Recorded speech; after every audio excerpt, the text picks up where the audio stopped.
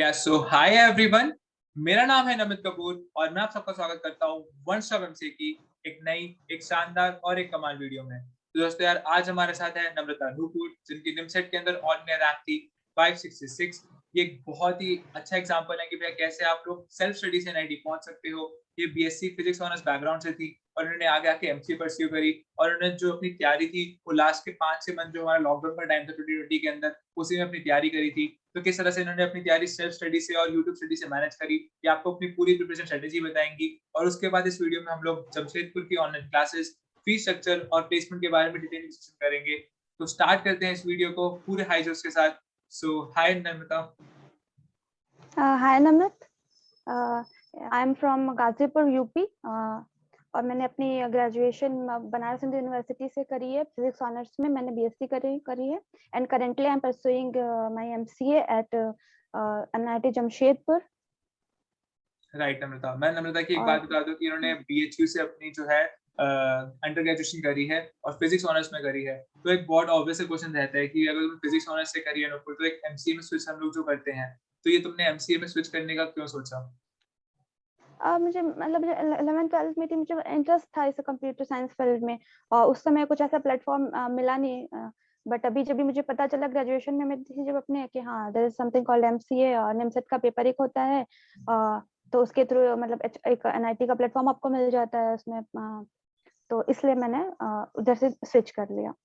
Right Nupur, अगर हम अब चलते हैं नूपुर की जर्नी के ऊपर, तो मैं आपको बता दूं कि इन्होंने फाइनल ईयर के साथ ही मतलब निमसेट की पढ़ाई करी थी और फाइनल ईयर के साथ बहुत सारे इन्होंने एमएससी के भी एग्जाम दिए थे, उसके साथ इस चीज को मैनेज किया था।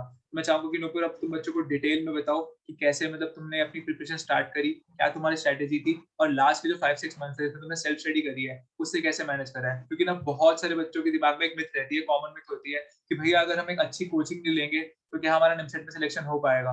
तो जैसे अब तुमने इतनी अच्छी 5-6 रैंक अगर सिर्फ सेल्फ स्टडी से अचीव करी है, वो भी इतने कम टाइम में, तो ये एक बहुत ही अच्छी मतलब मोटिवेशन है बच्चों के लिए। तो मैं चाहूंगा भी तुम पूरी अपनी जर्नी डिटेल में बताओ बच्चों को। ये एमसीए की प्रिपरेशन तो ये जो जब मैं थर्ड ईयर में थी अपने ग्रेजुएशन के, तो उस टाइम पे लॉकडाउन लग चुका था, तो पढ़ने के लिए ऐसे सेल्फ स्टडी के लिए काफी टाइम ऐसे घर पे मिल गया था। तो ये ग्रेजुएशन की पढ़ाई तो अपनी चल रही थी साथ में, उसके साथ भी एमएससी के भी कुछ दो एंट्रेंस एग्जाम्स थे मेरे। तो उस मतलब ये जो निमसेट का पढ़ने के लिए मुझे मतलब शायद 4-5 महीने में ही मैंने मतलब इसका पढ़ लिया था। ये ऐसा क्यों हो पाया, क्योंकि जब मैं 11th-12th में थी तब मैंने मैथ्स था मेरे कॉम्बिनेशन में, और मैथ्स मैंने अच्छे से पढ़ी थी उस टाइम पे और मेरे पास तभी के नोट्स आज भी हैं मेरे पास मैथ्स के। तो वो मैंने समझ के उस टाइम पे पढ़ा था, तो उससे मुझे बहुत हेल्प मिली यहाँ पे जब मैं निमसेट के लिए प्रिपेयर कर रही थी उस टाइम पे। और अच्छी बात मेरे साथ हाँ कंटिन्यू करो आप। हाँ, अच्छी बात मेरे साथ ये थी कि जो मुझे एमएससी के एंट्रेंस एग्जाम्स देने थे साथ में, तो थोड़ा 1-2 महीने का गैप था उसके पेपर में, और ये चूंकि अक्टूबर में हुआ था एमसीए का निमसेट का जो पेपर है, तो उस बीच में मतलब केवल निमसेट पे फोकस करने के लिए मेरे पास थोड़ा टाइम था उस बीच। राइट, तो यार वही चीजें हमारे साफ देखने को मिल रही है कि जैसे इन्होंने बोला कि 11th-12th का मैंने अच्छे से मैथ्स कर रखा था। तो वही होता है यार, तुम्हारा जो बेस, जैसे हम लोग अपनी वीडियो में बहुत बार बोल चुके हैं कि तुम्हारा एक बेस स्ट्रांग होना चाहिए। तो अगर तुम्हारा बेस स्ट्रांग होता है तो तुम्हारे को एक कोचिंग की जरूरत भी नहीं पड़ती। ये मतलब आप नूपुर को देख सकते हो कि एक लाइव एग्जांपल है कि एक बेस स्ट्रांग होने की वजह से उन्होंने कैसे भैया अपने सेल्फ स्टडी चीजें मैनेज कर ली। बाकी नूपुर, अगर मैं रिसोर्सेज की बात करूँ, जैसे प्रीवियस ईयर पेपर्स और यूट्यूब, जैसे तुम कह रहे थे कि यूट्यूब का तुमने बहुत मतलब यूज करा, तो और क्या रिसोर्सेज थे, मतलब तुमने कैसे उसको यूटिलाइज करा? देखो, सबसे पहले ये तो ये चीज होनी है, पहले अगर आप थर्ड ईयर में जाकर के प्रिपेयर करो तो आपको ऐसे क्योंकि उसका भी सिलेबस होता है अपना, थर्ड ईयर का भी अपना होता है, तो ऐसा बहुत आपको बेसिक से शुरू करना पड़ेगा उस टाइम में। तो उस समय एफर्ट मेहनत बहुत ज्यादा लगेगी, वो मैं बता रही हूँ कैसे कैसे कैसे मैंने किया है। बट अगर आप ऐसे शुरुआत में चाह रहे हो ऐसे करना, भी आप ग्रेजुएशन में हो, अपने बीसीए में हो या बीएससी में हो, जिसमें भी हो करना चाहते हो, तो शुरुआत आप तभी से करो। और सबसे अच्छी बात इसमें ये होनी चाहिए आपकी कि अगर आपने 11th-12th में मैथ ले रखी थी तो उसमें आप बहुत ध्यान से मतलब पढ़ो उस चीज को।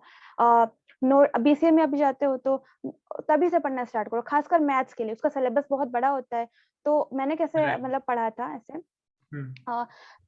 जो मैं ऐसे चैप्टर्स पढ़ती थी तो उसके शॉर्ट फॉर्मूले की मैंने नोट्स बना रखी थी, और ये है निमसेट में डायरेक्ट क्वेश्चन आते हैं जो फॉर्मूला बेस्ड होते हैं। राइट। तो वो बहुत हेल्प करता है, और प्रैक्टिस जो रहती है वो तो चाहिए ही होगी आपको। तो मेरा यही सजेशन रहेगा कि अगर आप बीसीए से तैयारी करते हो तो वो द बेस्ट है। और उसमें भी चैप्टर्स पढ़ते रहो। अभी तो यूट्यूब पे इतने सारे रिसोर्सेज है पढ़ने के लिए। मतलब मैं जब थी तब तो उस समय इतना मुझे पता नहीं था, और 11th में जब थी तो इतना था भी नहीं मेरे पास एक्सप्लोर करने को, ठीक है। तो कोचिंग्स वगैरह से इधर उधर लोकल से ही मैंने करा था। बट आज के डेट में तो बहुत सारे मटेरियल है करने के लिए। तो वही है कि आप डेप्थ में पढ़िए चीजों को, मैथ्स में खासकर, है ना। क्योंकि वो लोग कंसेप्चुअल भी क्वेश्चन ऐसे पूछते हैं तो उसमें फंस जाएंगे। जो फॉर्मूले की कॉपी है एक, ठीक है, वो बनाना बहुत जरूरी है। लास्ट टाइम पे वो बहुत हेल्प करता है। राइट और राइट, लास्ट क्विक और रिवीजन में हेल्प होती थी उससे। हाँ, उससे उससे हेल्प होती है। ठीक है, तो थॉरली मैथ्स का पूरा जितना भी सिलेबस है वो हो जाइए, एक बार कर लीजिए। और साथ ही साथ प्रिपरेशन का भी एक स्ट्रेटेजी अपनी बतानी चाहूंगी कि जैसे होता है ना, मैथ्स में होता है आपने चैप्टर नहीं पढ़ा तो आप क्वेश्चन नहीं कर पाओगे, ठीक है। पर एमएमसर के पेपर में रीजनिंग का भी पार्ट होता है एक, तो वो भी आप करते रहो शुरू से उसको, क्योंकि उसमें बस आपका लॉजिकल माइंड चाहिए होता है। उसमें आपको कोई फॉर्मूला नहीं चाहिए, कुछ नहीं चाहिए। आप कितना लॉजिकल सोच सकते हो वो उस पर डिपेंड करता है। तो उसकी प्रैक्टिस भी आप करते रहो। राइट नम्रता। और ये, हाँ, और प्रीवियस ईयर के पेपर जितने हैं वो सॉल्व कर जाओ, टाइम देख लो अपना। जब एक बार आप पूरा एक सिलेबस से गो थ्रू हो जाते हो तो वो करते रहो। जब आप ऐसा लगे कि हाँ अब मैंने सब कुछ ऐसे पढ़ लिया है, ठीक है, तब जा करके आप कभी टेस्ट सीरीज ज्वाइन कर सकते हो लास्ट के 3-4 महीने पहले। वो ज्यादा हेल्प करती है। निमसेट में मैंने क्या ऐसे ऑब्जर्व किया, मतलब मैंने क्या कि स्पीड बहुत मैटर करती है, क्योंकि क्वेश्चन ज्यादा होते हैं, टाइम वही रहता है, और बहुत टफ क्वेश्चंस भी नहीं रहते। आपके पास प्रैक्टिस होनी चाहिए बहुत ज्यादा उसके लिए। Right right. कितने क्वेश्चंस तो ऐसे होते हैं जो डायरेक्ट पूछे होते हैं प्रीवियस ईयर से। ऐसा मेरे साथ भी हुआ था जब मैंने दिया था। तो या ऐसा ये है और बहुत सारे स्टैंडर्ड मेरी तरफ क्वेश्चंस से। भी होते हैं। अगर आप इसे प्रैक्टिस करते हो, जैसे नुपुर ने अपना पूरा बताया, एक्सप्लेन करा कि भाई हमारी अगर प्रैक्टिस है, एक बेस लेवल पे वर्क हमने करा हुआ है, कुछ चीजें सॉल्व करी हुई हैं, और जैसे रिसोर्सेज का भी बताया कि बहुत बच्चे परेशान होते हैं कि कहाँ से पढ़ें, तो इस समय तो भाई प्लेंटी ऑफ चीजें ऑनलाइन अवेलेबल है, आप कहीं से भी रेफरेंस ले सकते हो, पढ़ सकते हो। और बिल्कुल सही बात बोली तुमने कि यार ये एक बेस लेवल पेपर है, इसने अच्छे से पढ़ लिया। अगर हम 2021 की बात करें, 2020 की भी बात करें, तो हमारा पेपर भी बहुत इजी लेवल पे पैटर्न पे था। 2021 की भी अगर हम बात करें तो 23 क्वेश्चन ऐसे थे कि यार जो स्टैंडर्ड क्वेश्चन थे, कि इसने अगर एक अच्छे से प्रैक्टिस कर रखी है तो 23 क्वेश्चन को बहुत अच्छे से बना सकता है। और जितने बच्चों ने इस चीज को फॉलो करा उनकी अच्छी अच्छी रैंक आई भी है, उसके ऊपर हम लोग बात करेंगे बाद में। पर ये एक चीज बिल्कुल अच्छी लगी। और साथ में एक पॉइंट जो फॉर्मुला कॉपी का था, तो फॉर्मुला कॉपी यार एक मैंने भी हम्म मेंटेन करी थी। नम्रता ने बिल्कुल सही कहा कि फॉर्मुला कॉपी से ना लास्ट में ये होता है कि तुम्हारे को क्विक रिवीजन में हेल्प मिल जाती है। तो तुम्हें अगर सारे चैप्टर्स दोबारा से शुरू से पढ़ने पड़ेंगे ना, उसमें तुम्हारा 3 से 4 घंटे का टाइम बार बार इन्वेस्ट होगा। पर ये क्विक रिवीजन कॉपी होगी, एक इंपॉर्टेंट नोट्स वाली चीज होगी, तुम उसी को रेफर करोगे, तुम्हारा एक चैप्टर तुम्हारे सामने जल्दी से आधे से पौने घंटे के अंदर पूरा क्लियर होकर तुम्हारे पास आ जाएगा। तो मैं को होप करता हूँ कि बच्चों की चीजें बहुत अच्छी लगी होंगी। और बच्चे जो जितने कंफ्यूज होते हैं कि कोचिंग लेनी ही नहीं लेनी है या नहीं लेनी है, तो भैया तुम्हारे सामने नम्रता लाइव एग्जांपल है कि बिना कोचिंग के, बिना किसी टेस्ट सीरीज के उन्होंने इतनी अच्छी रैंक अचीव करी।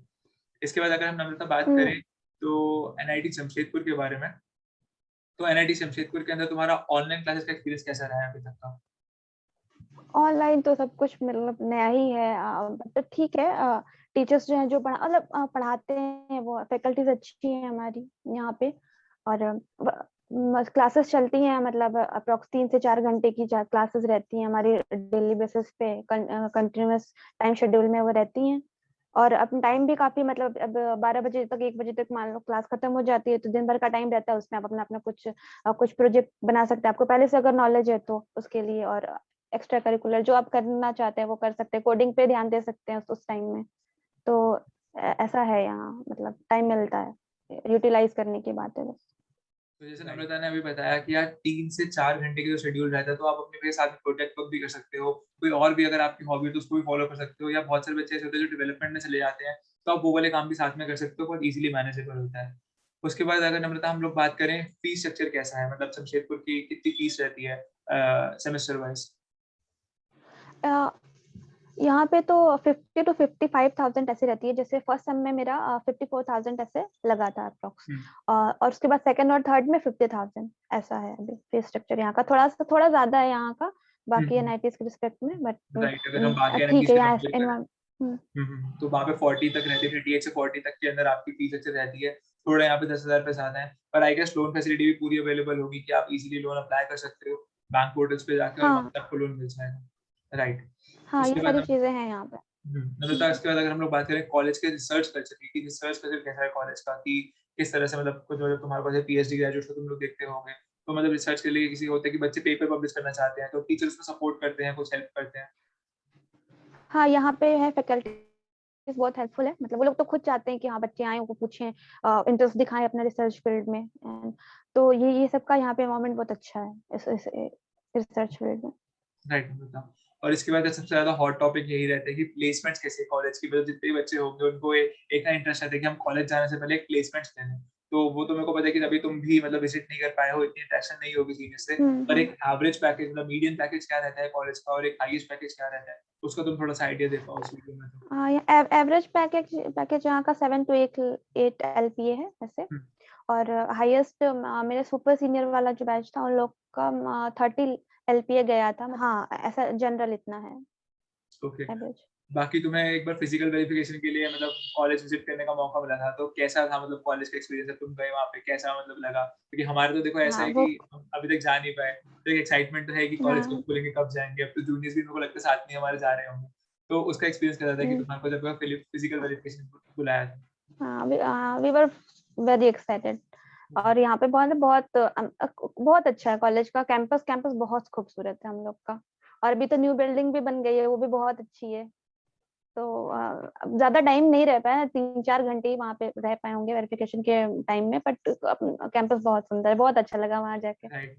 इसके बाद एक कॉमन क्वेश्चन और रहता है नम्रता यहाँ पे, कि हम जैसे बात करते हैं कि तुम जैसे यूपी की हो, तो यूपी में तुम्हारे पास और भी अच्छे ऑप्शन जैसे कि एचबीटीयू है, या हम बात करें नीचे की तरफ हम्म तो हैदराबाद यूनिवर्सिटी भी एक अच्छी यूनिवर्सिटी का ऑप्शन आता है। तो बहुत लोग इसको कहते हैं कि हम हम्म एनआईटी जमशेदपुर से ऊपर प्रेफर करते हैं। तो तुमने एनआईटी जमशेदपुर हम्म को एचबीटीयू से और हैदराबाद यूनिवर्सिटी से ऊपर प्रेफरेंस दी, तो इसका कोई स्पेसिफिक रीजन था? हम एक तो एनआईटी का टाइप होता है, उसका अलग ही होता है अपना, मतलब आईआईटी एनआईटी ये सब चीजों का अलग ही है लेवल। और उसके बाद यहाँ पे ऐसे कोडिंग एनवायरनमेंट अच्छा है, सीनियर से इंटरेक्शन अच्छा है, काफी कुछ चीजें हैं जो अच्छी हैं वहाँ और अदर यूनिवर्सिटी से मुझे लगी। तो मैंने यही रहना, मतलब मुझे ठीक लगा ये। राइट नम्रता। मतलब इसके बाद एक हमारा क्वेश्चन रहता है कि हम्म 2 ईयर एमसीए और 3 ईयर एमसीए, जैसे तुम एक नॉन सीएस बैकग्राउंड से हम्म हो, तुम्हारे को तुम बता रहे हो हम्म कि 3 ईयर की जो एमसीए थी, तो फर्स्ट ईयर तुम्हारे को थोड़ा सा एडजस्ट करने में लगा कि तुमने जैसे एडजस्ट करा खुद को, तो बाकी बच्चों को अब तुम्हारी क्या सजेशन रहेगी कि मतलब एक कॉलेज से आने से पहले, तुम लोग एमसीए में आने से पहले क्या क्या चीजें कर सकते हो? कि 2 और 3 ईयर एमसीए में हम्म। अगर हम लोग शेड्यूल मतलब स्विच करते हैं, तो 2 ईयर एमसीए थोड़ी सी ज्यादा हैक्टिक हो जाती है, तो इसके अंदर तुम बच्चों को क्या मतलब एडवाइस देना चाहोगे?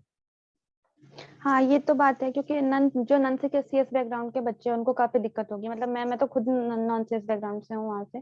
तो शुरू शुरू में बहुत दिक्कत हुई थी मुझे, और अभी तो धीरे धीरे ट्रैक पे आ रही हैं चीजें। तो जो अभी जो सेकंड 2 साल का होने वाला है ये एमसीए, तो उसमें वही है कि जो नॉन सीएस बैकग्राउंड के बच्चे हैं, वो जैसे ही आप अपना निमसेट का पेपर देते हो, ठीक है, उसमें बैठ मत जाओ कि हाँ अब हो गया, अब आराम से जाएंगे, एडमिशन होगा। नहीं, उस दिन से लेके एडमिशन जब आपका होता है, उस जो भी 15-20 दिन या 1 महीने का गैप होता है, जो भी होता है, ठीक है, उसमें आप अपनी जो लैंग्वेजेस है, C++ की बेसिक लैंग्वेजेस है, उस पे मतलब मेरा ये पर्सनल सजेशन है कि वो आप पढ़िए। यूट्यूब पे बहुत कुछ है अवेलेबल, वहां से पढ़िए, जो भी आपके पास रिसोर्स है वहां से पढ़िए।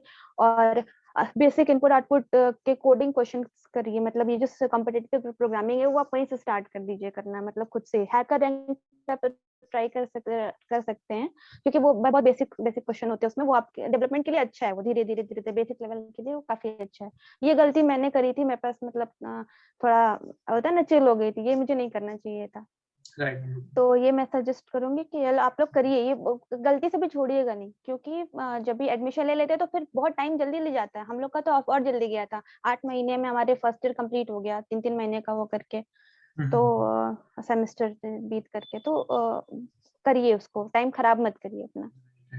बाकी अभी इसी के ऊपर या कोडिंग कैसे हमारे को स्टार्ट करनी है, कोडिंग जर्नी में आपको कैसे एंटर करना है, तुम एमसीए करने आ रहे हो, तो उसके ऊपर वन स्टॉप एमसीए आपकी टीम जो है बहुत सारी चीजें लेके आ रही है। हम एक छोटा सा कोडिंग कॉन्टेस्ट भी कराने वाले हैं, तो उसके लिए एक सेपरेट वीडियो में आप सबको मैं पूरी डिटेल्स बताऊंगा। बाकी इतनी इन्फॉर्मेशन के लिए Amrita thank you so much. बाकी मेरे को लगता है तुम्हारी जो स्टोरी है सबको इंस्पायर करेगी कि भैया एक जो मिथ बना हुआ है लोगों के अंदर कि भैया कोचिंग इंपॉर्टेंट है या नहीं है, तो वो यहाँ पे ब्रेक हुई होगी तुम्हारी स्टोरी सुन के। Thank you so much to be a part of this video, और तुमने इतनी वैल्यूएबल गाइडेंस दी बच्चों को। So all the very best everyone, अच्छे से प्रिपेयर करो। बाकी अगर आप एनआईटी जमशेदपुर जाते हो तो आपको नम्रता जैसे सीनियर्स मिलेंगे, तो वो आपको वहाँ पे भी बहुत अच्छे से गाइड करने ही वाले हैं। तो all the best everyone, thank you so much. Thank you Namit.